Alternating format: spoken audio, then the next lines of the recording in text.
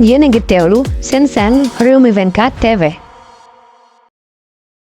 mi ngoog ñoo ko nag daal di gisandoo ci Djily Diop mi nga xamee ne jamono yi kon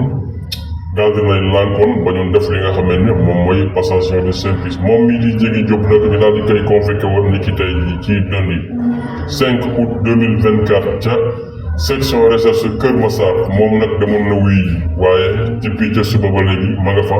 ba léegi génnagul woon moom mi nga xamante ne moom mooy Djily Diop. fi ñuy wax ak yéen ni nag moom mi nga xamante ne nag moom mooy Djily Diop ginnaaw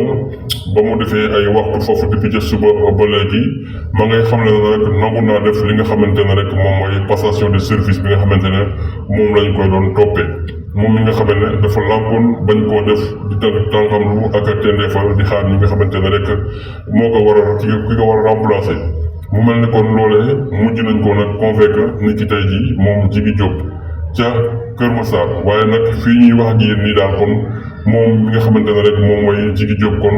daal dinay nag jàkkaarloo ak gendarmerie maa nga leen di xamal Kër Massar ne leen dina amal bile passation de service nga xamante ne dafa lànkoon bañ koo amal moom Djily Diop kon jamono yi fii la mujjee mu doon loo xamante ne kenn mësul gis passation de service boo xamante ne mujjee naa jafe nii ci Sénégal dem ba yoon di la wóolu loolu moom moo am ci Sénégal kon daal moom Djily ma ngay xam ne jamono yi du fas yéene naa def li nga xamal ne moom mooy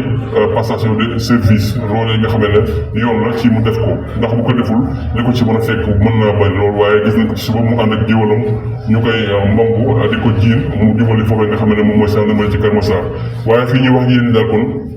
Djily moom kon mujjee naa accepté ne dina def li nga xam ne moom mooy bile passation de service ni ki tey jii kon fële ca gendarmerie tombé ak li nga xamante ne moom mooy 5 août atum 2024 loolee moom moo xew ca fa nga xamante ne moom mooy section recherche Kër Massar jaa ngeen jëf mbokk yi.